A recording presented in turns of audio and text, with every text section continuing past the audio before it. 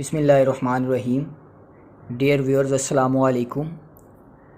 आज के इस वीडियो में हम बात करेंगे कि पंजाब पब्लिक सर्विस कमीशन कुछ देर के बाद तहसीलदार और नायब तहसीलदार की पोस्ट्स को अनाउंस करने जा रहा है। तो हम बात करेंगे कि तहसीलदार और नायब तहसीलदार के एग्ज़ाम किस तरह से होते हैं और उनकी आउटलाइन क्या होती है और तहसीलदार की पावर्स क्या होती हैं और नायब तहसीलदार की पावर्स क्या होती हैं। तो पंजाब पब्लिक सर्विस कमीशन ने अपने अपकमिंग जो पोस्ट की अनाउंसमेंट होती है उनमें तहसीलदार और नायब तहसीलदार की पोस्ट को लगा दिया है। इट मीन्स कि एक्सपेक्टेड है कि ये सीट्स जल्द अनाउंस हो जाएंगी। तहसीलदार BPS 16 में होता है, यानी बेसिक स्केल जो तहसीलदार का होता है वो 16 होता है। उसके लिए 58 पोस्ट रखी गई हैं और फिर ये जब ऐड आएगा तो हमें पता चलेगा कि 58 सीट्स में से मुख्तलिफ जो कोटा होता है, जिस तरह माइनॉरिटी का कोटा है, स्पेशल पर्सनस का कोटा है, इन सर्विस कोटा है और ओपन मेरिट के ऊपर कितनी सीट्स आएंगी। तो ये टोटल 58 सीट्स हैं। इसी तरह नायब तहसीलदार जो असिस्ट करता है तहसीलदार को, उसका बेसिक स्केल जो होता है वो 14 होता है और उसके लिए 164 सीटें हैं। नायब तहसीलदार अमूमन डिवीज़न लेवल के ऊपर रिक्रूटमेंट होती है या बाज़ औक़ात डिस्ट्रिक्ट लेवल के ऊपर भी ये रिक्रूटमेंट हो सकती है, लेकिन जो तहसीलदार की पोस्ट है ये ऑल पंजाब बेस के ऊपर इसकी रिक्रूटमेंट होती है। अब हम बात करते हैं कि तहसीलदार और नायब तहसीलदार के लिए किस तरह का रिटन एग्ज़ाम लिया जाता है। तो पहले मैं आपको बता दूं कि जो नायब तहसीलदार BPS 14 में Punjab public service commission recruit करेगा, ये अमूमन परमानेंट पोस्ट होती है। तो इसका बेसिक स्केल 14 होता है और इसका सिर्फ एक ही रिटन पेपर लिया जाता है, यानी 100 नंबर का एक ही पेपर लिया जाएगा, वो MCQs होगा। अब इसमें जनरल नॉलेज तो हो हीगा और हो सकता है कि इसमें जो लैंड रेवेन्यू के कुछ एक्ट हैं उनको भी शामिल किया जाए। जिस तरह लैंड रेवेन्यू का एक एक्ट है, लैंड एक्विजिशन का एक एक्ट है और टेनेंसी एक्ट है, यानी इन तीनों को भी MCQs के पेपर में शामिल किया जा सकता है जनरल नॉलेज के साथ। तो नायब तहसीलदार का जो पेपर है वो एक ही होगा, यानी MCQ टाइप होगा 100 मार्क्स का। अब हम बात करते हैं कि जो तहसीलदार है, यानी जो 16 स्केल के अंदर परमानेंट पोस्ट पे तहसीलदार को अपॉइंट किया जाएगा, जो तहसील में एक ही होता है और उसकी असिस्टेंट्स के लिए जो नायब तहसीलदार होते हैं वो एक से ज़्यादा होते हैं एक तहसीलदार में, एक तहसील के अंदर। जो तहसीलदार के लिए कोर्स आउटलाइन है, उसमें 4 पेपर्स होते हैं।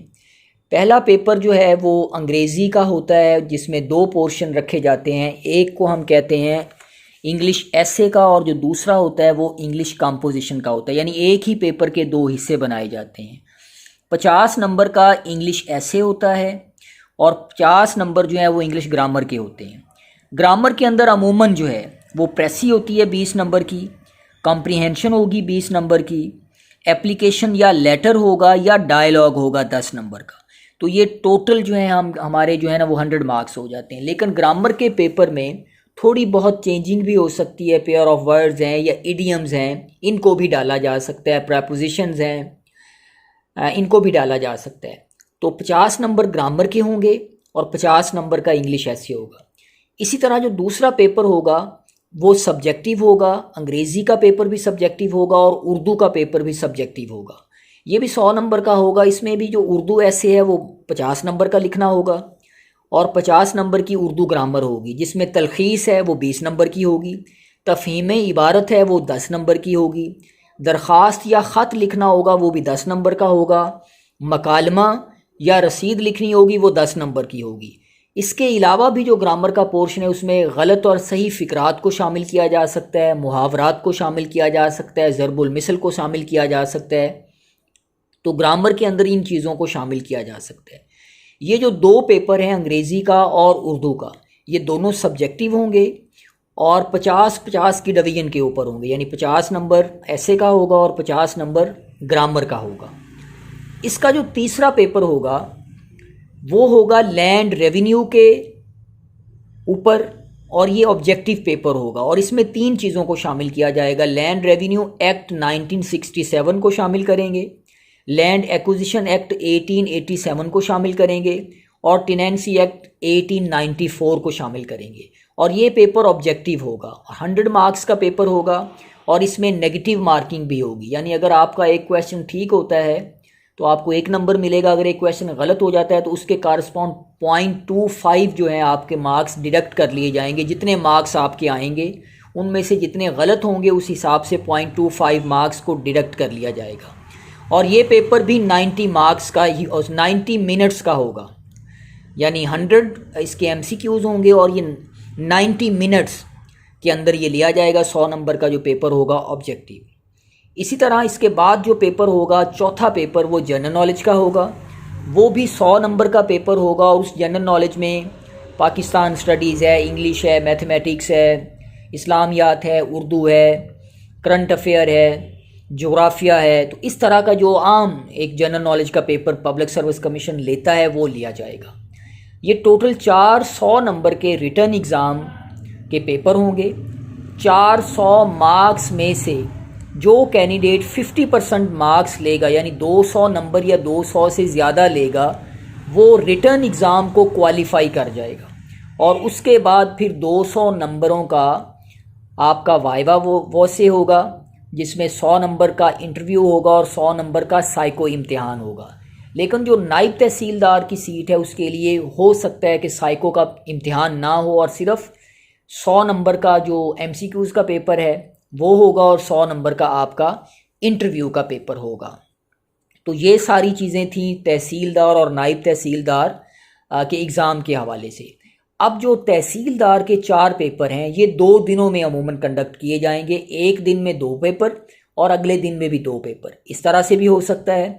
या जो सब्जेक्टिव पेपर हैं वो एक दिन में एक हो, फिर दूसरे दिन में अगला हो। फिर जो MCQs के पेपर हैं वो एक दिन में दोनों भी हो सकते हैं और एक दिन में भी पेपर हो सकता है। यानी मैक्सिमम ये 4 दिनों में पेपर हो सकते हैं, लेकिन ऐसा अमूमन नहीं होगा। 2 दिनों में ही इन चारों पेपर्स को ले लिया जाएगा। अब तहसीलदार की जो पावर्स होती हैं, तहसीलदार रेवेन्यू का तहसील के अंदर हेड होता है, वो असिस्टेंट कमिश्नर के अंडर काम करता है और दर्जा 1 का कलेक्टर होता है। यानी रेवेन्यू के जितने भी मामलात होते हैं, ज़मीनों के जितने भी मामलात होते हैं, वो वाया तहसीलदार असिस्टेंट कमिश्नर के पास जाते हैं। जो तहसीलदार है उसकी पावर्स में अपना कोर्ट भी होता है, वो रेवेन्यू ऑफिसर के तौर पे काम करता है और ज़मीनों के जितने भी मामलात होते हैं वो उनके कोर्ट्स के अंदर, तहसीलदार की कोर्ट्स जो होती हैं उनके अंदर ज़ेर बहस आते हैं और वो लोगों के फ़ैसले करते हैं। तहसीलदार की असिस्टेंट्स के लिए नायब तहसीलदार होते हैं। वो तहसील के ऊपर डिपेंड करता है कि वो किसी तहसील में 6 हो सकते हैं, 5 हो सकते हैं, 4 हो सकते हैं, 9 हो सकते हैं, 10 हो सकते हैं। ये उस तहसील के ऊपर डिपेंड करेगा कि एक तहसीलदार की असिस्टेंट्स के लिए कितने नायब तहसीलदार होते हैं। जितनी पावर्स तहसीलदार के पास होती हैं वही पावर्स जो है ना नायब तहसीलदार के पास होती हैं, लेकिन उसकी ज्यूरिसडिक्शन थोड़ी होती है। यानी अपनी ज्यूरिसडिक्शन के अंदर जो नायब तहसीलदार है वो भी तहसीलदार का ही काम करता है, लेकिन वो रिपोर्ट करता है तहसीलदार को।